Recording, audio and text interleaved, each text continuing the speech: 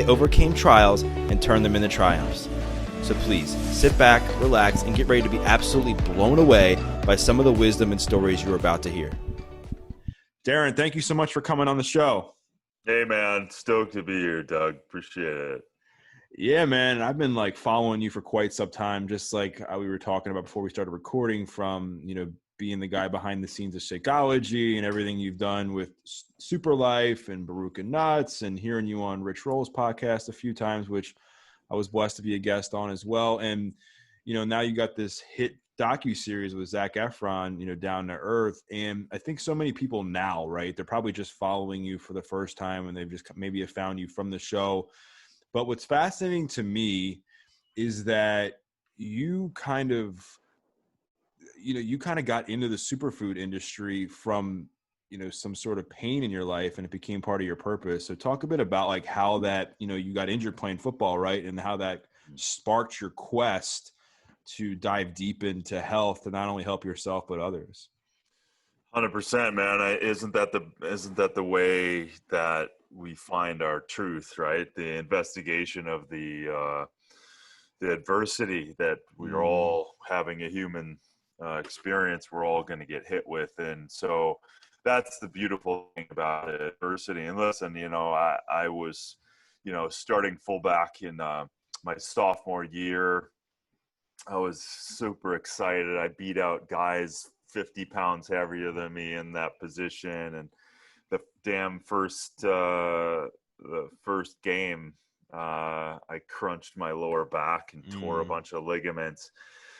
And so, yeah, that was an abrupt stop to a dream.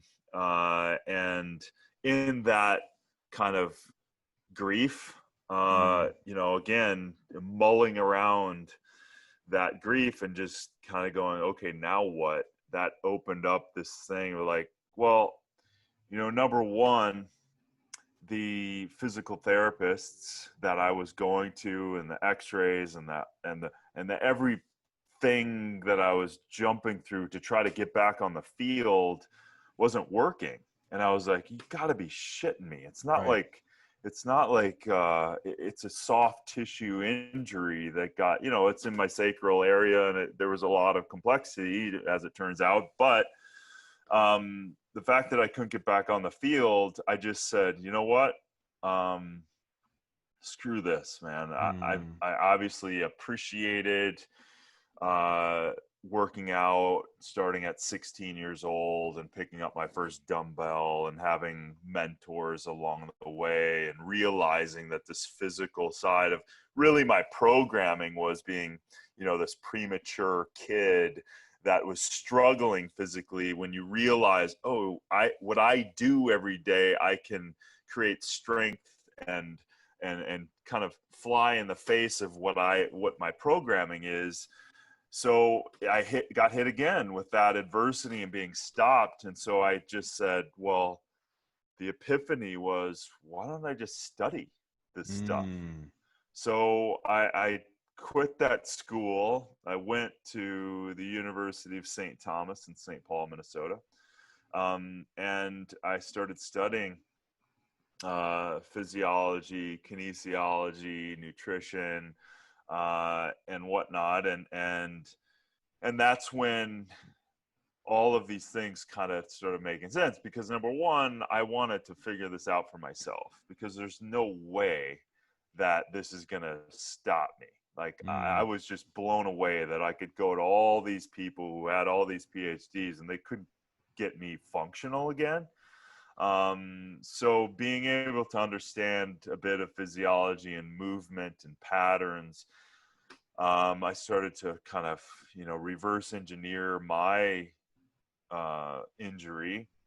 And then, I got myself better. And of course, by that time, I had changed schools and I didn't want to run the risk of getting hurt again. And I just had moved on. But the gift of that event is given me today, is continuing to gift me the number one. It opened up the curiosity of this just amazing biomechanical metabolic, chemical, chemistry, biology, physiology, quantum mechanical kind of weird ecosystem that we live with, and that this body. And so that miracle, you can't help but, I think you can't help but, when you study this stuff, just to go, Jesus Christ, how is this thing occurring? So the more I learned, the more I was curious, and then then it quickly started moving into the nutrition world of just, seeing the challenges in the supplement and food world, and then it just turned that on. It's like, well, I gotta go dig into this deeper. And for me, sitting behind a computer doing research was just ridiculous. It wasn't going to, number one, it wasn't how I like to learn. I like to learn based on the experience, and then I'll go back and do some research. It's kind of a little of both. You look into something, and then you go out and kind of find the people, the experts, the farmers, the foragers. Then anyway, that's kind of how that happened. And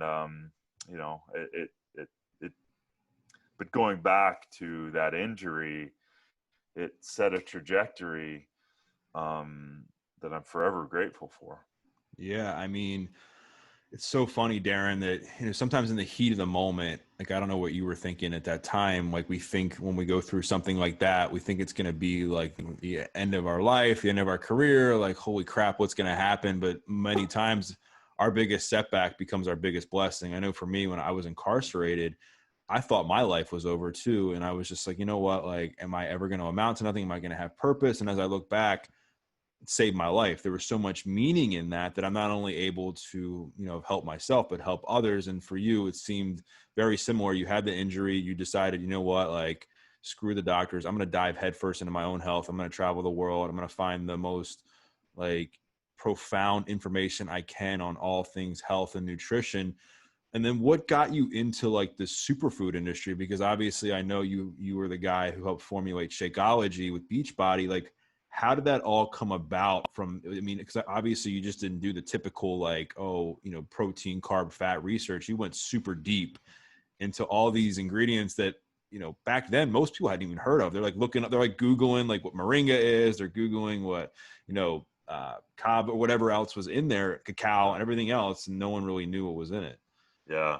Well, number one, I just want to say, amazing story you have, by the way. Yeah, thank you. And I read your story, and I'm as fascinated about talking to you as you may be about talking to me right now. So I just want to acknowledge that. So I just kudos having addiction run in my family and losing a father to alcoholism. So I just want to say I'm proud of you, and I'm grateful that you found your own path. So Thank you. I'm blessed to talk to you. So how that came about was my own need first. I mean, it's so funny how, it's like I saw flaws. I saw a beautiful marketing and then crappy ingredients. Beautiful marketing, crappy ingredients. Like over and over. And I'm sitting there kind of feeling like I'm in my own twilight zone. I'm like, these people are marketing supplement after supplement and food after food, and then I can easily turn around on the ingredient panel and go, well, they just blew the whole formula by adding this and adding that. And I can organoleptically look at some, powders and just go, well, that's burned green powder that has zero nutrients. And then you can actually, I've tested a few of them, and I was just like, I was sitting there in this one space that I was like, is anyone seeing this? and it finally was like, well, I'm seeing it. I'm seeing it over and over and over again. So on the side, I was always starting to play with formulation, because I always loved that alchemy of, way before functional food was a thing. I was working on functional foods, like delivering like these little balls with maca and goji and turmeric and cacao and chlorophyll and all of these things. So I was delivering this to people. I'm like, hey, try this, try this, try this. And it kind of got to a point where I was so deflated by the ingredients I was starting to look at. And I wasn't quite, the irony here is I wasn't really doing it as a business yet. I was still just investigating and digging around. And I started to travel a little bit.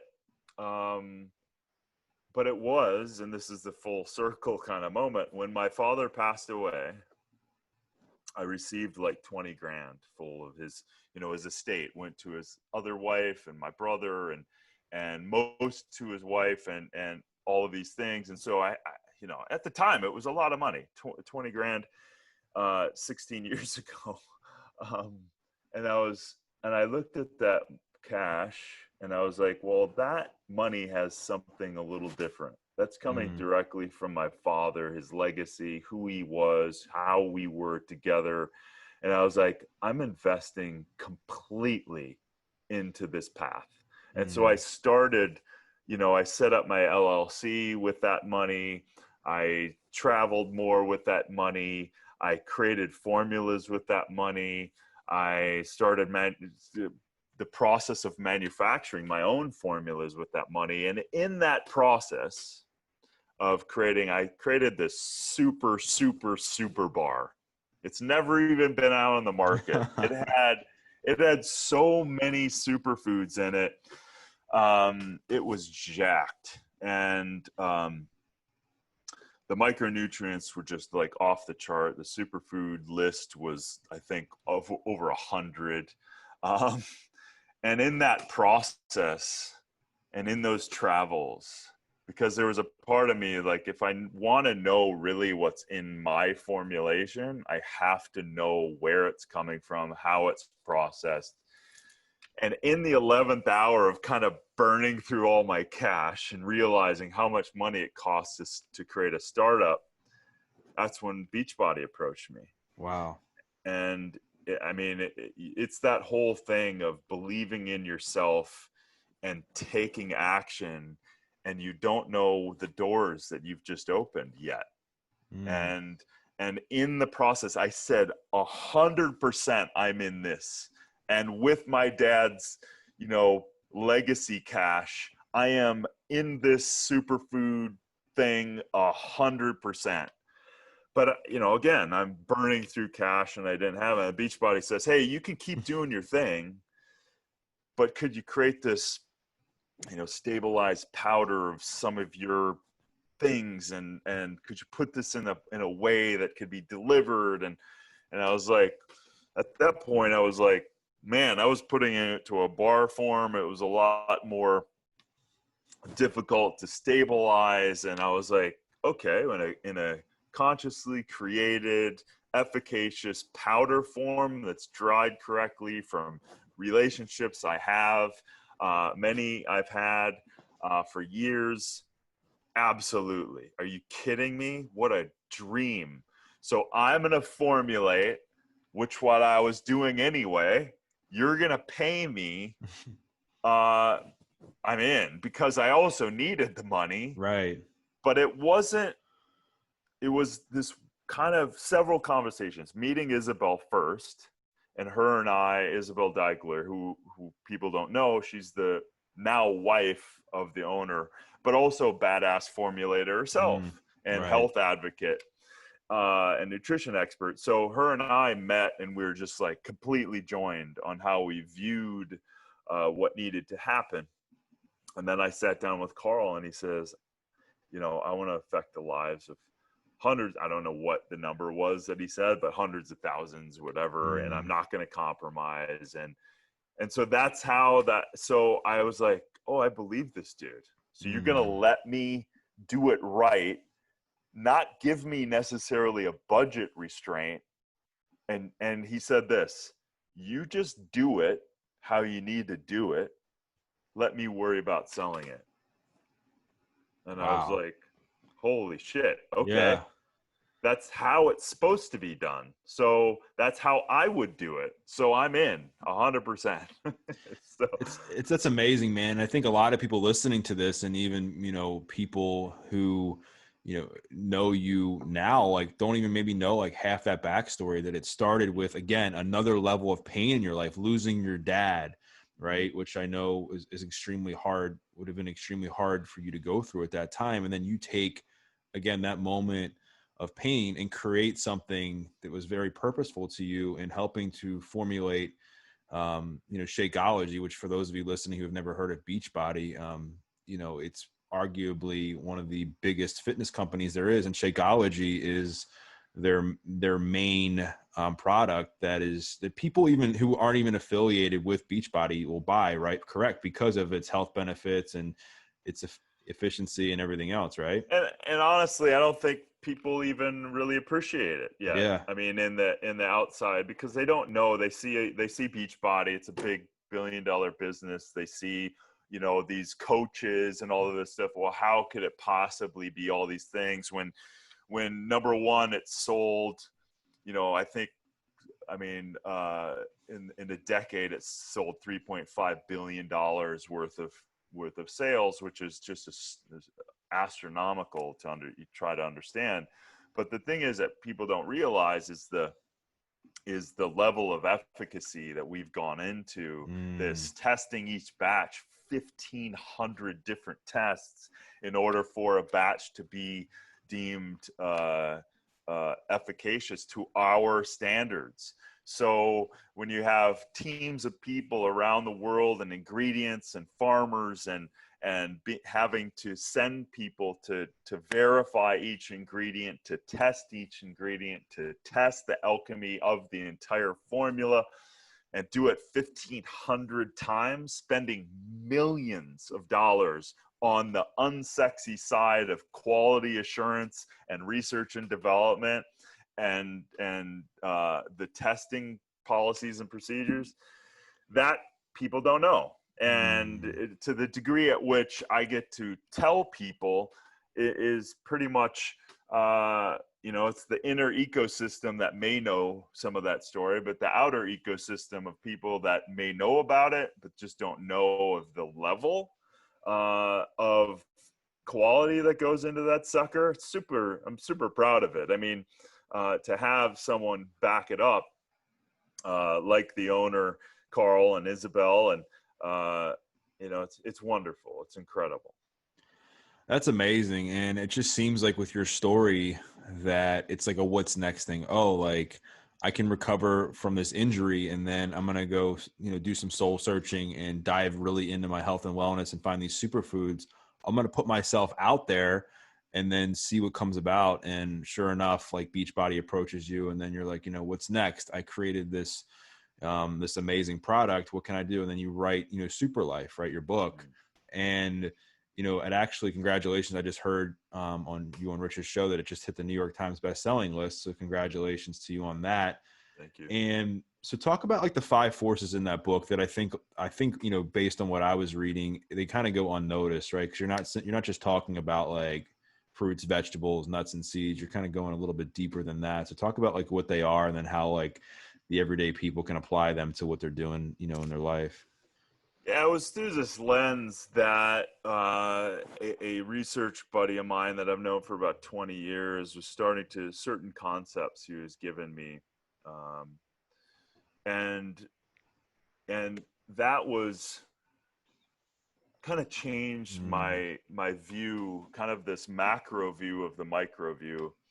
And again, coming from this functional food world, again, that term wasn't something I was aware of at the time, but okay, let's get our food, let's get our nutrients, let's get the primary force of our health from high quality food. Call it superfoods, call it biodynamic farming, call it organic farming, call it just freaking quality, right? So that first kind of life force is nutrition. right? So I was like, listen, it's really common sense. Right. So, if we were to choose without this concept, without fads, without all of these things, and you just had a choice of eating nutrient dense, fresh food, that makes sense to eat primarily, because that's what we've been eating for 100,000 years. So on top of it, you have, and this is a bigger rabbit hole, but you have the modern day kind of fatal conveniences also of agriculture. So we Right. have largely food that has been stripped because of monocropping and the soil being absolutely destroyed. So our conventional way of growing, although the intention may have been good to get a lot of food for a lot of people, failed.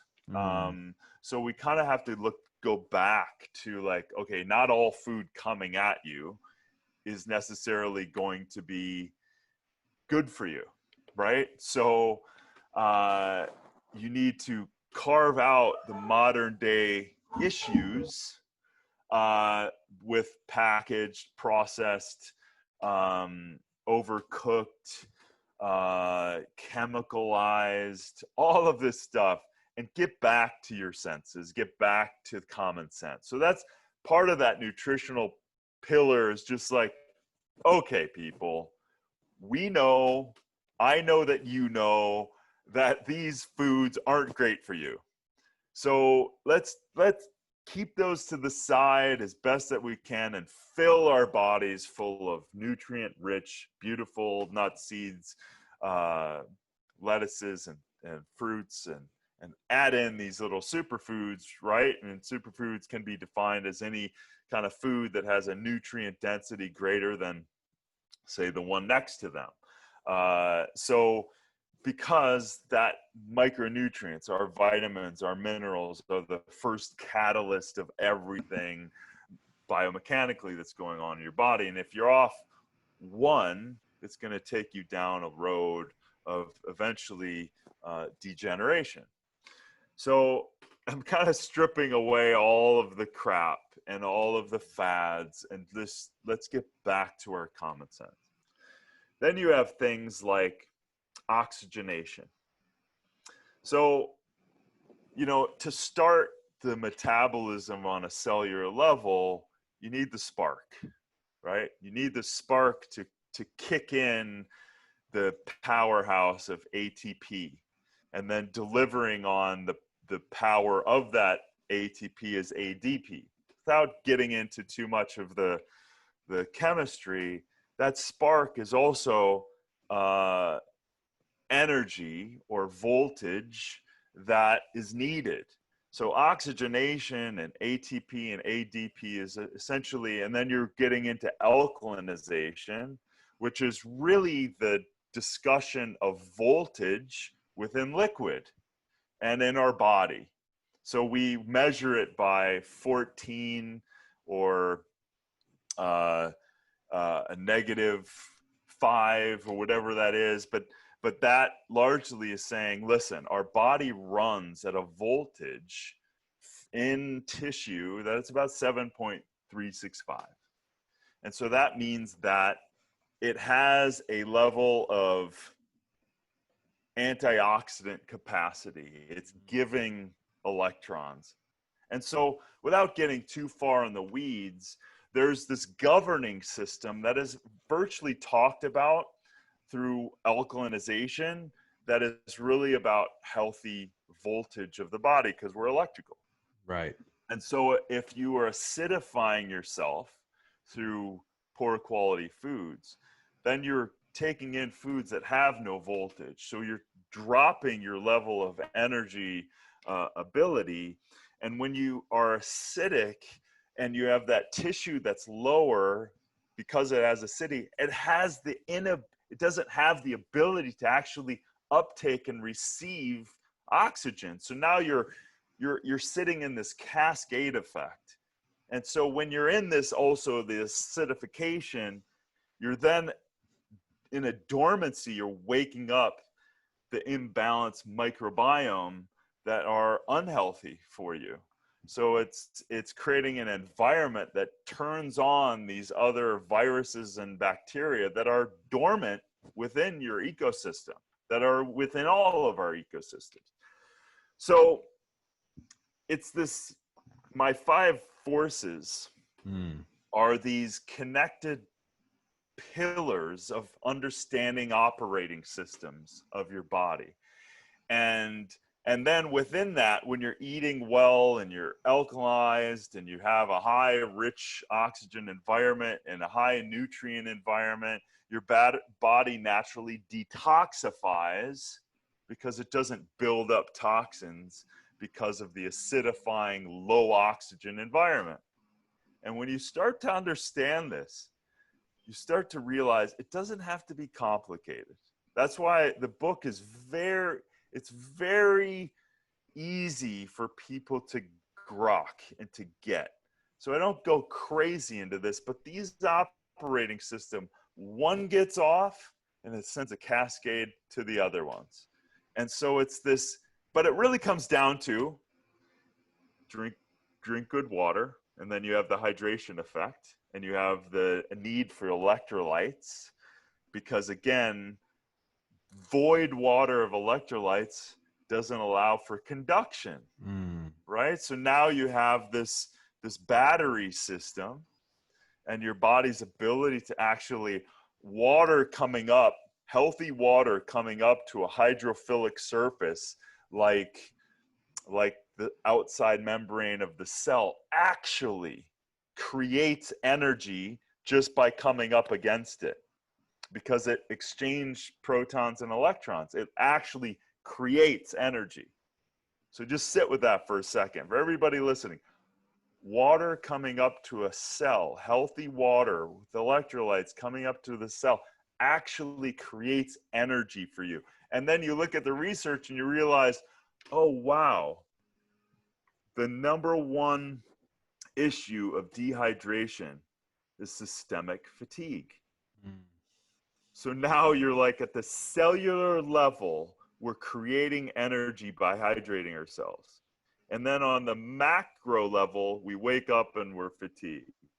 Well, 99% of the time, you're going to be infinitely dehydrated. And just to give people an idea, 7% of all Americans, you're approaching 9%. So you're looking at 25 million people don't even drink an ounce of water a day. Wow. And then you go from there, and you got 50% of them to 70% are chronically dehydrated, period, because they haven't really met their hydrative capacity at all.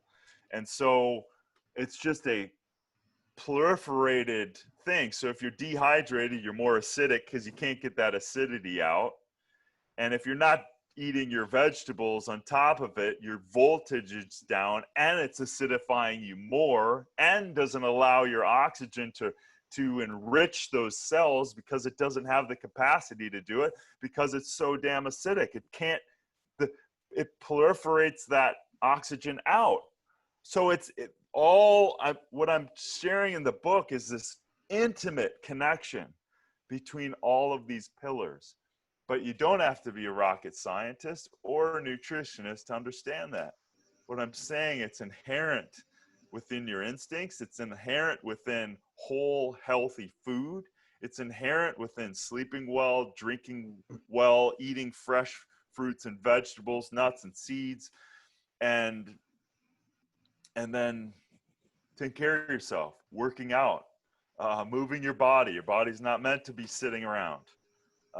So it's all very simple. And you notice I didn't get into carbohydrates, proteins, fats. When you eat a diversity of those plants, it's very funny that it hits those ratios that match that which some of the longevity principles are showing us, that anything over 15% of protein can turn on mTOR and other metabolic processes or expressions of degeneration and cancer. So this whole idea that we need all this protein is a complete myth, and actually something that's horrible for us. But as an athlete, we've been told this for a long time. And I flew in the face of that 20 years ago when I was like, oh man, that, amino acids are recycled. And people aren't talking about that because it's a prime resource. So when there's autophagy and your body is sloughing off cells, which happens, it doesn't want to, and it breaks down the cells and the cell membranes. It doesn't want to get rid of all of the amino acids. It wants to recycle them and reuse them.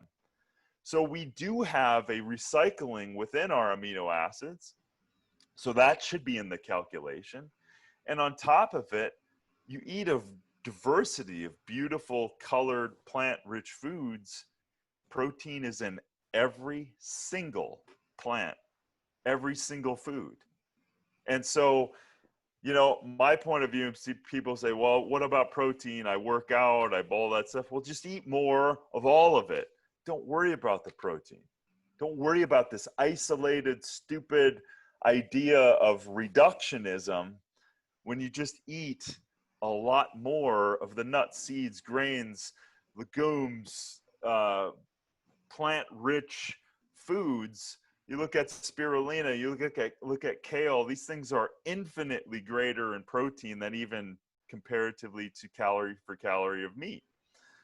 So, anyway, that's my. Well, no, I think you're it's just like next level as far as your knowledge of everything, but I think you do a really fascinating job of dumbing it down. So it's like simple. And I think, what I'm hearing from you is I think we overcomplicate things when it comes to nutrition, when it comes to the way we eat. And it really, I think most people these days know what to eat. It's just a matter of doing. I think most people can agree that we need to drink more water. I think most people can agree we need to get more sleep. Most people can agree we need to eat more vegetables, but most people just don't do it, right? Because it's just like the whole personal accountability and responsibility thing. And, one of the things that, is really incredibly fascinating too, is that you put yourself out there and you're not afraid to just share your point of view and all the research that you've done. Like you said at the beginning, you go do your research, you go and you do your own research and come back and share it. And it's kind of how the down to earth stemmed from, right? It was like, you were on Rich's show and I listened to that episode and you were sharing all about all this, your superfood knowledge and these hacks on the environment and everything. And then, Zac, heard the episode and was like, dude, I got to meet this guy. So talk a bit about like how that connection happened and, what went into getting the show started. And there's a cool story behind that and, what the inspiration really was for Down to Earth. Yeah. Well, for me, there's always been this illuminating talk, and I've leaned into it a couple times about doing a superfood hunting show, like just getting out and letting people see where these incredible foods and cultures and lands where these foods come from, and some of which have been used for tens of thousands of years. So it's really fascinating, but it always came to a point where so much work on my end with not the perceived reward. I always wanted to do it, but I would kind of jump in and out of these production meetings and just go, nah, it doesn't feel right, not the right partnerships, not the right thing. But as I've traveled and I've gotten to see these cultures and the environmental impacts and certain things, water, food, shelter, around the world that many people haven't ever seen and experienced, the environment became a massive pillar in my own life. Water became I was a big advocate and on the board of raincatcher.org and bringing water to these cultures and showing how to create clean water. And so this just became, and I met people along the way that were doing some incredible, from green technologies to permaculture and land design that was efficient, but also had yields without destroying the ground and the earth and the soil. So as I was kind of going, I started sketching out an idea for a show that was, yes, a little bit of superfood hunting, but yes, a little food systems, pollution, solution-based, diversity of a lot of good people doing a lot of good things around the world. Let's show that. Let's show the goodness that people have, and also that we can do something about some of these things. And anyway, so the episode, I think it was the second time I was on Rich's, and Rich had we'd done this episode, and Zac had reached out to this mutual friend and wanted my number. So Rich talked to me, and I gave Rich, the permission to give my number to Zac. And then months later, like, I had forgotten about it. And months later, I got that text from Zac, and he was really touched and seemed like he cared. And we ended up getting lunch and spending a few hours together and talking about everything, right? Talking about, the superfoods and cultures, and he was just kind of asking a lot of questions to me, and it was great. And he was very sweet right away. I mean, he was like, "Oh, I like this guy." Like, he was a very sweet guy, and you don't get that, Hollywood thing. So at the very end, he said, "What else you got going on?" I said, "Well, I have this idea for the show." Not at all thinking that him and I were going to do anything. Like, it was just like, I have this idea of this show that I'm passionate about, that I want to expand what it is that I've seen and potentially show that to the world on the environment, on health systems, on the way of looking at things. And he was blown away.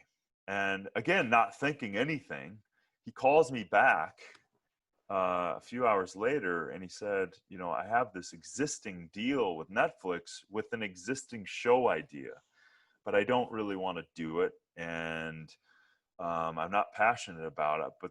But I talked to my team, and if we keep certain elements of the travel, which is kind of inherent within the show anyway, and food and a couple other things, the deal can still exist that was set up with Netflix, but we can bring in your whole concept." And so months of meeting all the people involved and sketching out the idea and shifting gears for them into, next thing I know, we're traveling around the world together and and spending a lot of time together. And and Zac did one thing that actually solidified it for me to even want to do this. He said, "I have this platform, and I actually want to do something with the amount of people that follow me, and I don't want to just sell things or promote things. I want to actually try to make an impact and move the needle." So that, for me, similar to when Carl said it with Shakeology, he goes, I want to affect people's lives and affect hundreds of thousands of people. So when people say that, I believe them.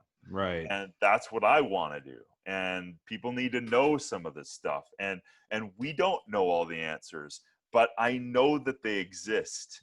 I know that they exist to the extent that I've seen enough. I want to collaborate with more people. I want to bring this message out, and I want to just get this done. So it wasn't from I need to do a TV show for a TV show's sake. I need to do, I need to move in a way that conveys a message that is my mission, to help people stay healthy, help the planet stay healthy, and just make this place better. Because it's not like, we did a lot of things with great intent, but we got a lot of things wrong as a society. So we need to correct those things. And I really believe that by collaborating with the right people, getting the message out there, that we can correct these things. And we can shift from monocropping and stripping our soils to regenerative agriculture that can increase our yields, regenerate our soil, sequester carbon, receive more rainwater, and help to regenerate, reforest, reinvigorate the ecology, so that we are all benefiting from it. The global, not only our communities, but also as a global society. It's just and I'm not even in the political discussion of climate change. I don't want to be in the political discussion. I don't want to be in the political discussion of climate change. I want to be in the actionable side of things, of common sense, that has no downside. Maybe the downside is we shift from, refined petrochemicals and fuels, and the downside is for these people that it's not a great thing to proliferate in our environment that is hurting waterways, hurting the atmosphere, hurting people by chemicalizing our food and water. Other than that, I just want things to do common sense. And I think if these companies even shift in that way, there's a way that we can create this world that it works for an economy, a healthy, democratic democracy. It works in that you can have a bottom line, you can make a profit, but let's not hurt the planet and the people along that whole chain. Let's make it beneficial for everyone, and let's double down on that all over the place. Some NGOs work, some don't, most don't.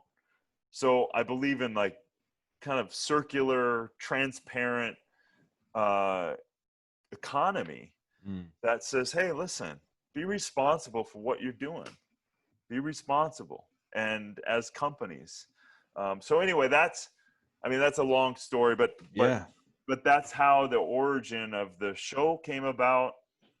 And that's a little bit of what my mission is with the spark of the show. And, they're negotiating a second season. So hopefully there's a second season. But it doesn't change my mission. Right. It keeps me going. And it's fueled me because people have come all out of the woodwork, and a lot of the audience is people that necessarily weren't in this space or really taking a lot of the information in on their own, but that you said earlier, the levity of how we delivered the show, the curiosity, the care that was in that show was just a testament of our entire team that took maybe a message that I probably would have been a little more intense on, and just allowed it to be a bridge. And I'll give my hats off to the production and the people on the ground with us, the people in the editing bays and everything else. And it touched all those people, and they all ended up caring deeply about the message. And so when I knew that was happening, I thought that, well, we might have something here when the people looking at this footage were being affected and drinking more water and taking better care of themselves. Yeah. And like, I think, again, it's like the main theme I'm hearing is just purpose in your life, and whatever you believe in, whether it's God, spirituality, whatever it is. Like, I believe that when you're properly aligned with your purpose and your soul, I think things just happen, right? You look at like what you did with Shakeology, and you look at your book, and, meeting Zac and the show and how successful it's been. It's not like you started a show that was like just about like you, like just doing random stuff. It was like, no, this is purpose driven to educate people on the environment, how we can do better, and things that we didn't know. And even, I'm sure you learned a lot yourself. And so, one of the things I wanted to talk to you about that's, I think anybody listening to this can relate to, is water. And their episode in France blew me away, just with water. And like, I'm a guy who I'm like drinking like purified water. I'm like, oh, this is good, this is healthy. And really, it's not. So like, talk a bit about, well, I mean, in a way, like, people, it's not as healthy as people think, I should say. Right. Right. So Well, like, there's a couple things that we weren't probably able to pull apart enough. right. So Martin, the sommelier, was correct in saying that stripped water, as it relates to beautiful, clean water that's fortating and being affected by, this is what I'm saying, be affected by the sun, the electromagnetic field of the earth, being structured, being chelated, the minerals naturally, and what we exposed, where there's this wide variety of influence that water can have from a natural perspective. Right. And then you can add those natural benefits of its mineral content with what's called a total dissolved solid number, and that's called TDS.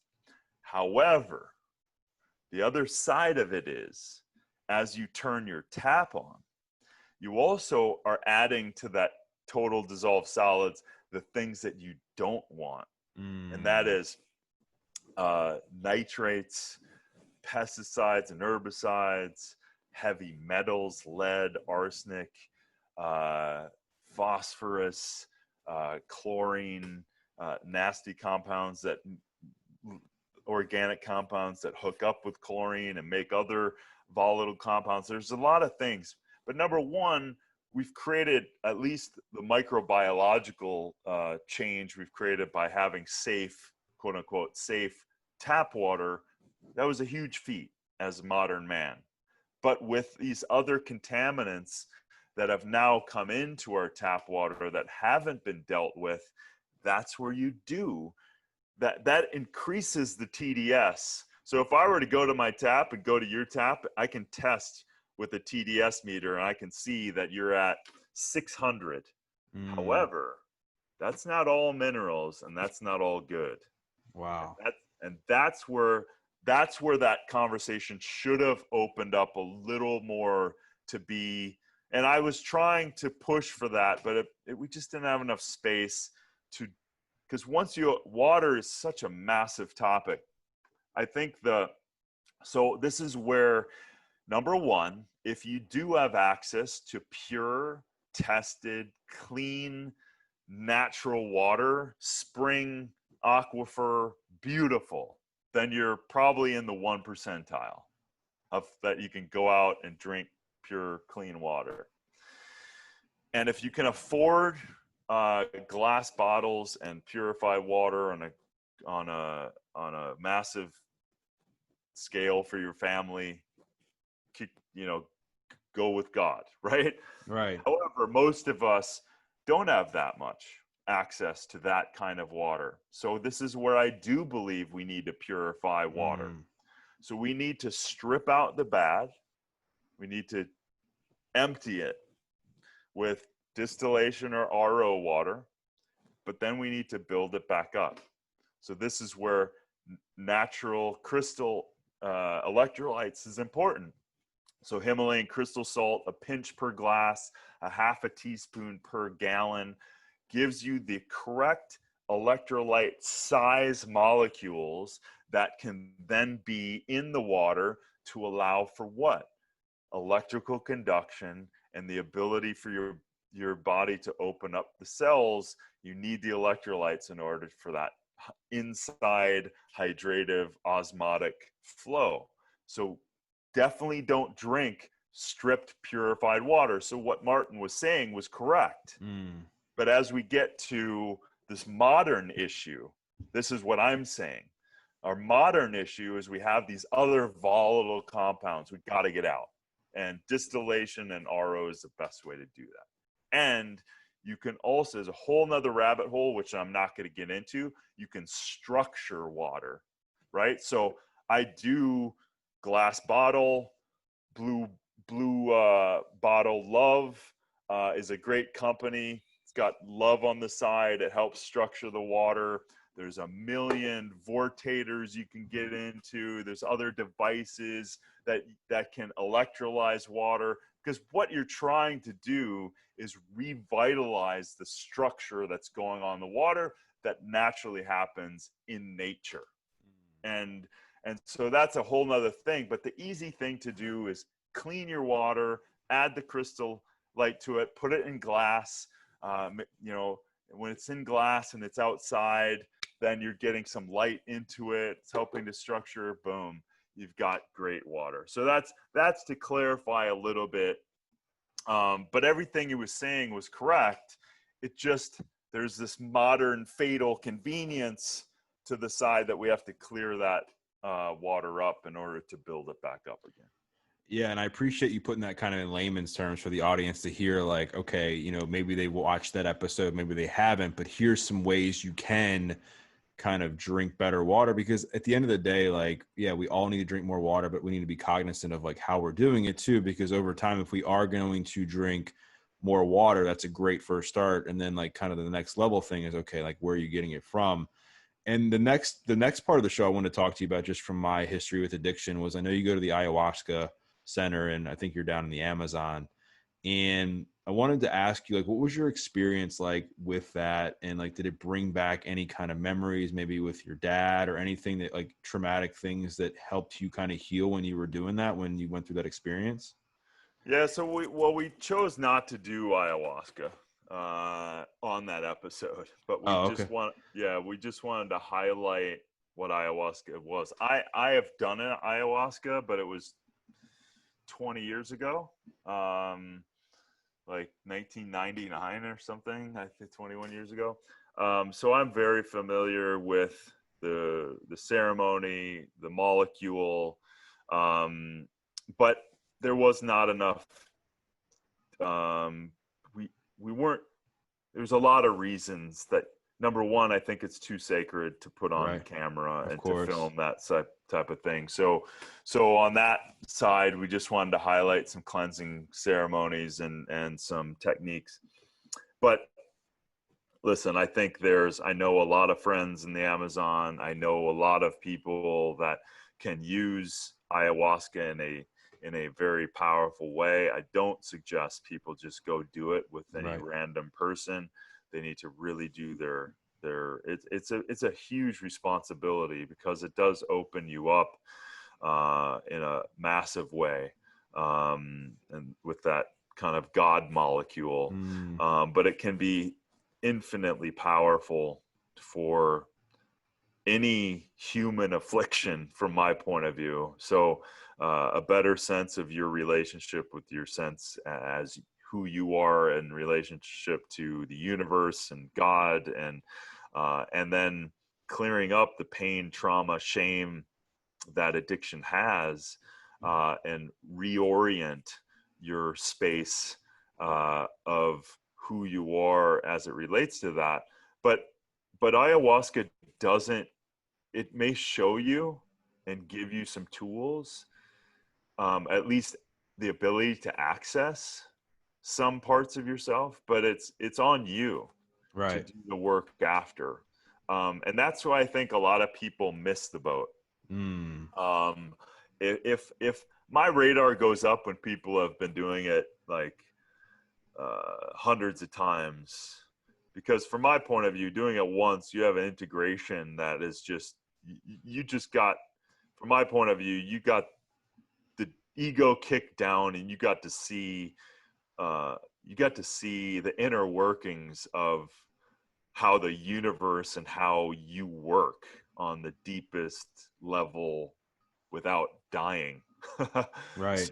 So to integrate that into how you're moving forward in your life, I think is a very, very important part of it.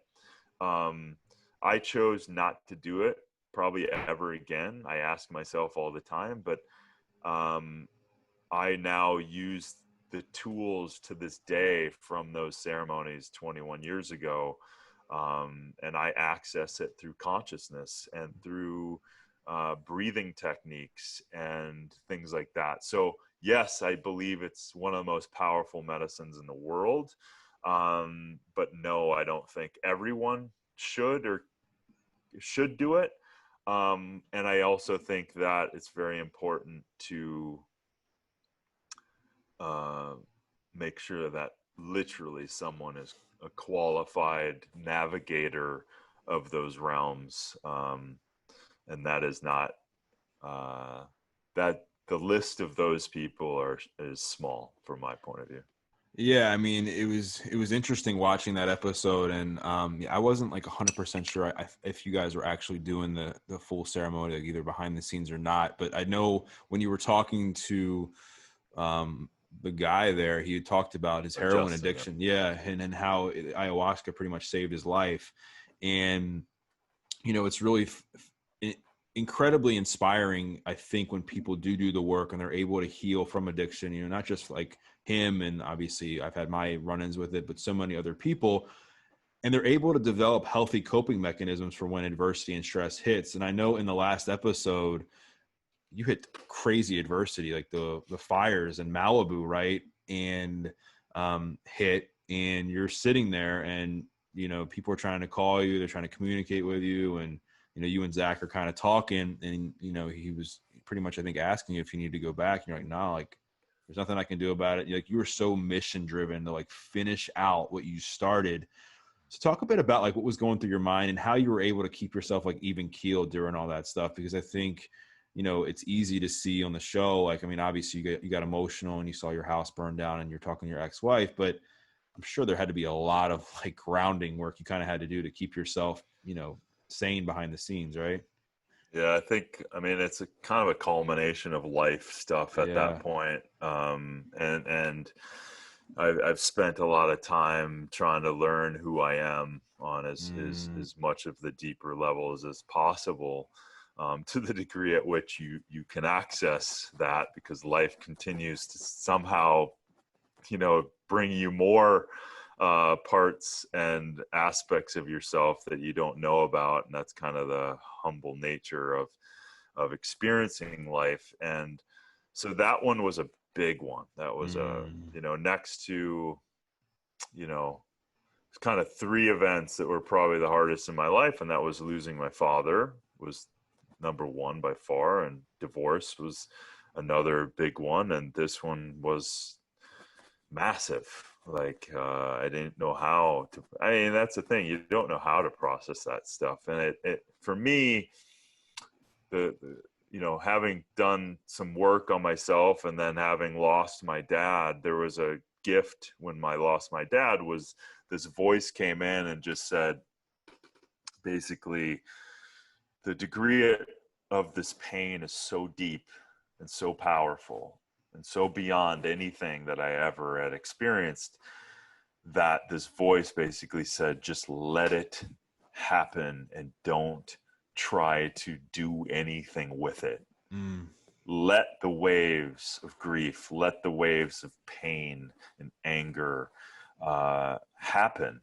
And it was, you know, you think about that, but then as these waves literally come, it's just, the pain is so powerful that you burst out hysterically crying or screaming or confused. And you know, it was the best gift ever to just let that happen, because I think that's a very powerful thing, that in nature, in animals, when they're scared, they, once they find themselves safe, they let all of that being scared out.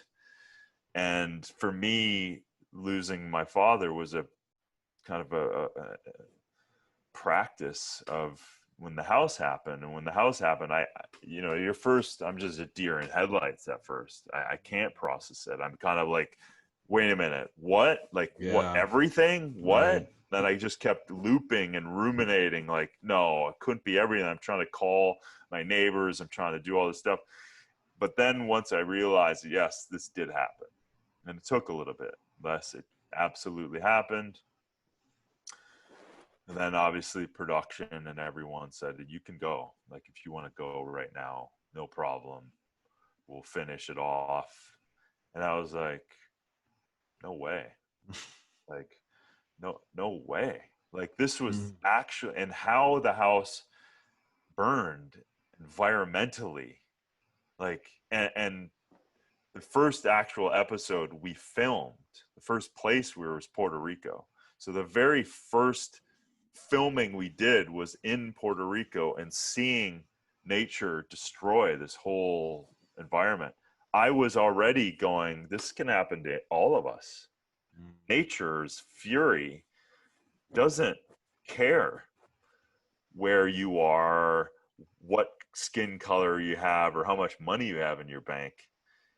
it doesn't care at all. And it can happen to any of us in a variety of different ways: fire, earthquake, flooding, hurricanes, climate change, no climate change, doesn't matter. We are all vulnerable. And so on that last episode, when that happened to me, it was so clear to me that this is why I was doing it. Now it just hit me personally in such a massive way. And it just furthered my resolve over time as the waves of grief happened. And as I came back and I saw my house, and that kind of finalized, or at least crystallized a part of it, like seeing the destruction on my property and seeing literally everything I owned was just, it was like, a nuclear bomb went off.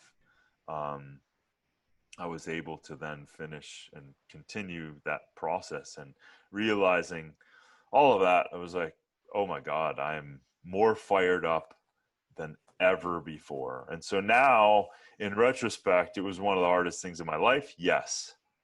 And did it give me gifts of infiniteness and power, conviction, truth, passion? Fuck yeah. And I would not take back that experience. And I mean that in every cell of my body. I would not take that experience back, because what it gave me in my heart, with people and love that I had in my life at that time, just illuminated in such a way that I can't even quantify. But then the conviction I have to a healthier life and healthier people, and a healthier way of living, it just filled that cup up and exploded that in my life in such a good way. So yeah, again, I love that. I love how you use that massive time of adversity to literally to your advantage, what this show is all about. And you were like, you know what, you had every reason to quit.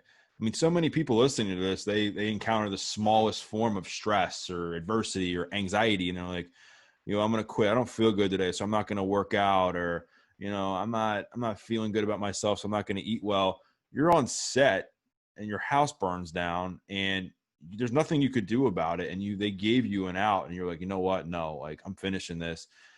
And I think looking back, I'm sure there were so many lessons you learned along the way, not just in that moment, but throughout that show, that are now going to shape you for whatever you achieve next. So the last question I kind of want to ask you on that is, it seemed during a lot of the show, you were kind of like, the Obi-Wan to Zac, right? In a sense, you were teaching him a lot about what was going on. And obviously he'd learned his own things, but what lessons did you learn from him?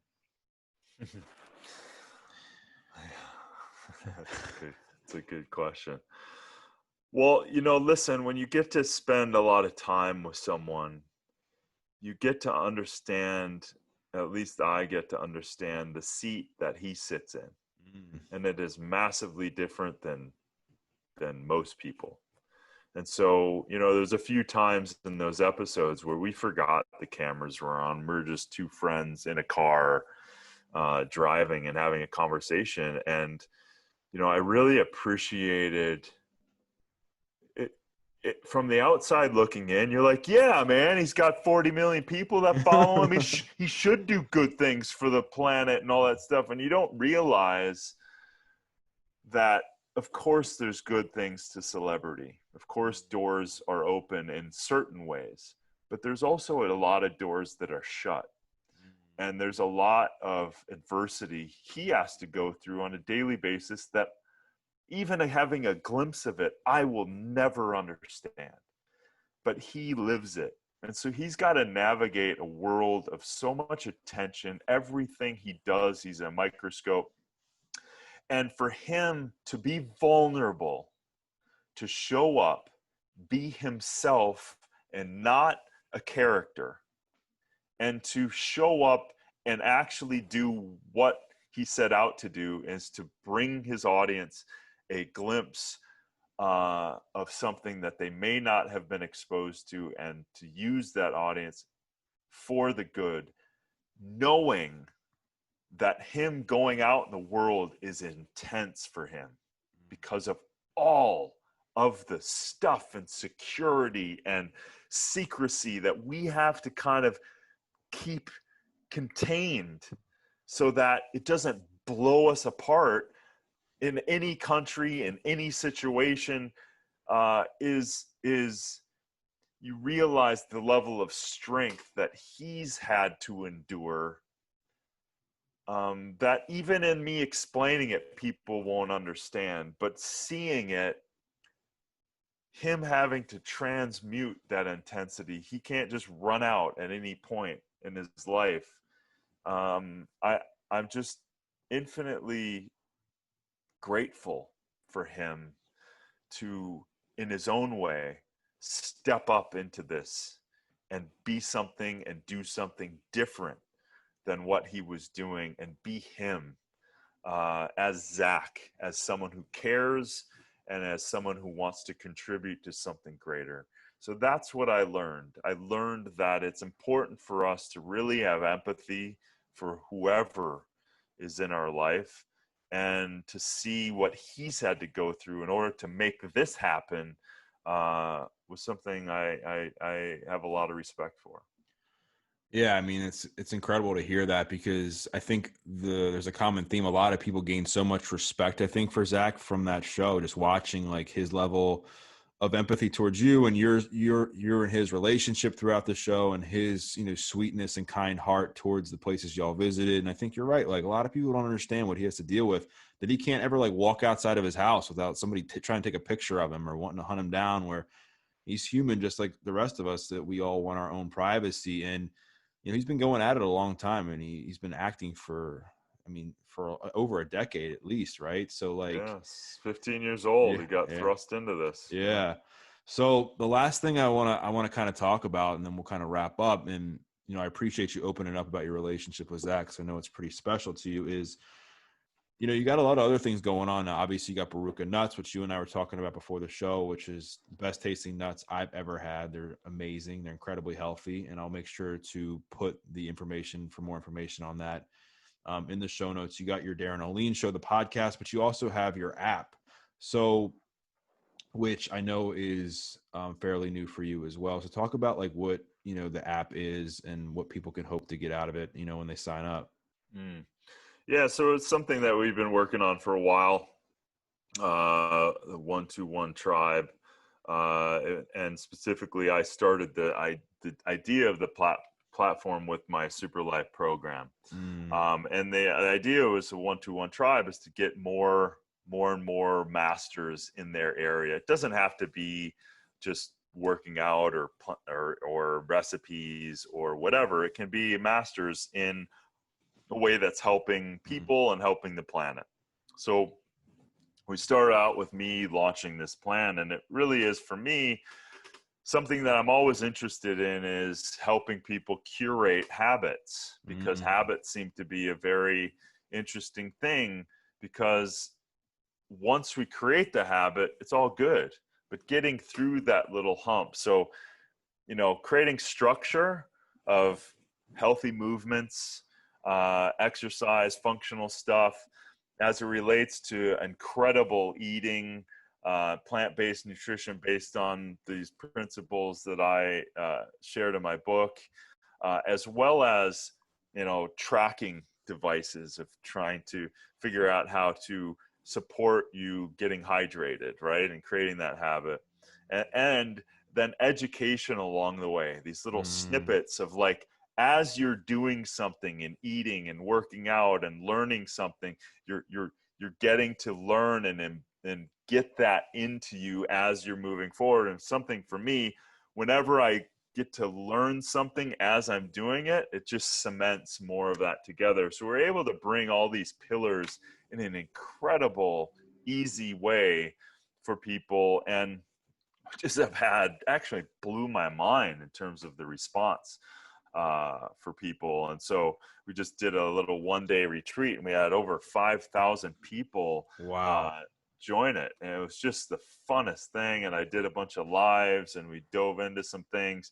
And so that's really fun. And so we're now, starting to look and expand. And I'm also working within that platform to have another program within mine that's kind of helping this super life warrior space of these environmental healthy eco warriors that have kind of emerged from the show, of people really wanting to do something with themselves and their life. And so we're starting to look at curating that, having a space where people can get support, support healthy companies, support healthy ways of living, and move forward and feel like they can contribute to something greater than themselves, as well as helping themselves. Dude, that's awesome, man. I mean, gosh, this interview, I mean, I learned so much from you, and I'm just incredibly inspired. I mean, because as somebody and like myself that, was in some really bad situations that, A, I kind of put myself in, and B, that were unfortunate events, and then crawled my way out and were able to develop some purpose out of that. You keep doing that at such a massive level that it's tough not to talk to you and not want to go like run through a wall, because you've taken every setback and you're like, no, I'm serious, and turn it into something amazing, and you don't quit, and you just keep going, and you're so focused and aligned with your heart and soul and what you want to do that it just shows. And it's no coincidence that you've had so much success. And I invite people, I'll put the link to your app in the show notes to check out your app, download it, give it a trial. And then also to check out your podcast where you interview some incredible people. And then to just really follow along your journey, because I don't think it's going to stop here. I think we're just kind of scratching the surface with Darin Olien and what he's doing for the environment. And I want to thank you for your time. I want to thank you for our conversation today. And, for those that are listening that, maybe you're going through a hardship. Now we're in the middle of one of the toughest times like ever as a society. Just know that there is a way out. There is hope in front of you. And we do have to, it's about making the right choices, developing some great habits that give you a chance. It's not a guarantee, but it's at least a chance. Whereas if you sit on the couch and binge watch Netflix shows other than Down to Earth, I'm kidding. You're pigeonholing yourself, to put yourself in a deeper hole of darkness if you're not taking care of yourself. So I just invite you to take hold of Darin's story and watch the show too. I mean, it's incredibly educational and informative on all things health and wellness. And, all that I ask in listening to this is that you share it. I mean, what Darin shared, especially about water and his journey, everything that happened with the show, and how, like, when you do the work, good things happen. It needs to be heard more. So, once again, Darin, thank you so much for coming on. Dude, it's been an absolute pleasure, Doug. I really appreciate it, brother. Yeah, man, you're once again, and super motivational, and a story that needs to be told more often. And once again, for those listening, give Darin a follow, check out all his stuff. I'll be sure to plug it all in the show notes. And again, watch the show and reach out to him and let him know what you thought of his story. And once again, you're listening to this episode of The Adversity Advantage. I'm your host, Doug Bopst, and we will see you next time. They have some self-awareness. They're continuing to work on themselves. I notice that that's becoming more of who I am too. And when I am feeling down or I'm having rough days, my community is there to kind of help pull me out of the water a little bit. I love it. I mean, do you agree that, like, when it comes to, trying to beat whatever it is or get through some tough times in life, that your inner circle and who you have closest to you is extremely important? It's everything. Yeah, it's everything. And we are all designed to lean on each other like sticks in a teepee, man. And you pull one of those out, the whole thing falls over. I agree. And here's the thing: we feel like, we scroll through all day and we've got we've got 1,000 friends on the internet and nobody to help us move. Right? We don't have real friends anymore. We've got a lot of pseudo communication partners, but we don't have connected people, man. And yeah, it's this insane drive to be busier and to accomplish and to achieve. And hey, what's up? Look at your pictures. Look at my pictures. And that is not connection, brother. That's not. Yeah, you're right. And I think we have created this environment that we're so concerned with likes and comments and shares and, look at me on social media. It's not real, dude. It's just not real. It's so weird. It's like living in a video game. It's not real. Yeah, and it's not, and what it's doing is it's creating a lot of comparison issues, right? And a lot more trauma, because now you're you're bullying yourself really on social media sometimes, when you're like talking down to yourself because you don't have a nicer car, or you don't have a nicer house or whatever. And then it's like limiting our ability to have like deep, meaningful relationships, because we're so used to being consumed with our phone. And so as we kind of like, I know we got a few more minutes together, I kind of want to like end in a more like tactical thing. So I want you to imagine for a second that maybe I'm a client, or a listener's a client, and I have crazy anxiety, crazy fear right now going on, because maybe, I've lost a job, or maybe I've, just gone through a time in my life where I'm extremely depressed, and I'm just extremely like uncertain of what's going to come to me in the next few years. What kind of steps should I take? What kind of steps should that person take to kind of make sure they're coming out, a better version of themselves, versus the latter and falling in the depths of addiction? I love it, dude. So here's a couple of things. Number one, the research is pretty clear that you start getting better the day you make a counseling appointment.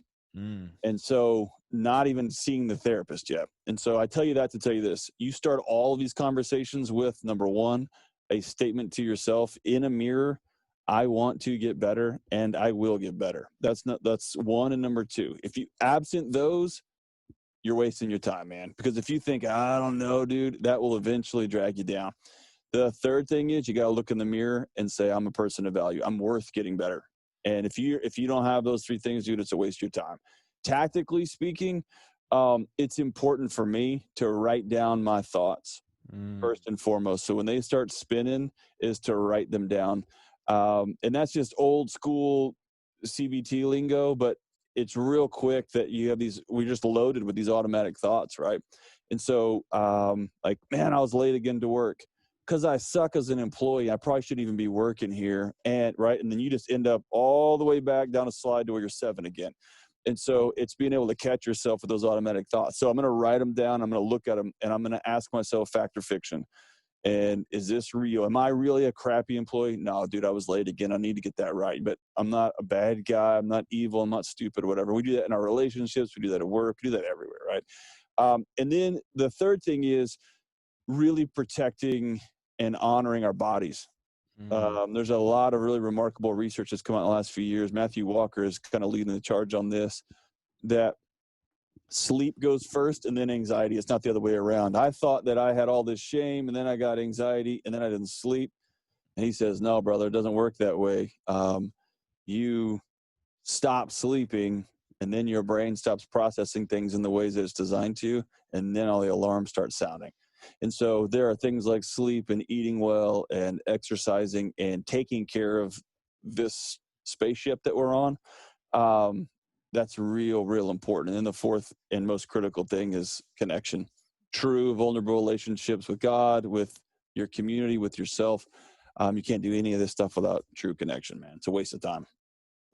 That's awesome, man. And what you just provided there, I think is going to save people a lot of time, a lot of energy, a lot of money, to be able to apply that stuff in their life. Sleep obviously is so important, and there's plenty of effective ways to improve your sleep, such as, reducing screen time, drinking some chamomile tea, reading, journaling, all that stuff. Right. So I know, I'll let you go here. I know your time is valuable, and I just want to thank you. It's been a gift, man. Thanks for opening up, and man, it's been an honor for you to hear your journey, dude. That's a gift that you've been able to turn that corner, and now you're out there putting more positive energy out in the world, which we desperately need, man. That's awesome. What a gift. Trying, man. Just trying to be of service. Just trying to help other people, man. I appreciate what you're doing as well. So where can people find out more about you? Just on the interwebs, at John Deloney. And yeah, that's it, man. At John Deloney on the Instagrams and the YouTubes and all that kind of stuff. And then I co-host the Dave Ramsey Show with Dave every Thursday, and then with Hogan and Anthony on Fridays. And we're having a good time doing that right now. Sweet, man. Well, I love how human you are. You're the most human one of the most human people I've met in the mental health space. As far as it's just like talking to a regular person, which is great, because I think a lot of times people, they get intimidated when they're talking to somebody who's like a quote unquote therapist or has a psychology background, because they're like, oh gosh, they're going to grill me. So I appreciate the gift you have. Dude, that's not a gift. I have a lot of buddies that wouldn't stand for it, man. Wouldn't stand for it. Yeah. No, it's good. Well, cool. I'll make sure to plug all your contact info in the show notes. And once again, John, thank you so much for coming on here. And listeners, if you love this episode, please, leave us a review, reach out to John, reach out to myself, and let us know what you think. We'd love to hear from you, and just please take heed of John's advice and the advice he gave me. It's super important. Make sure that, you're trying to apply that, and don't be afraid to ask for help. If you're struggling, you're listening to this right now and you're having trouble, please raise your hand, ask for help, and look at yourself in the mirror and just believe that you can and will get better. So once again, thank you for listening to this episode of the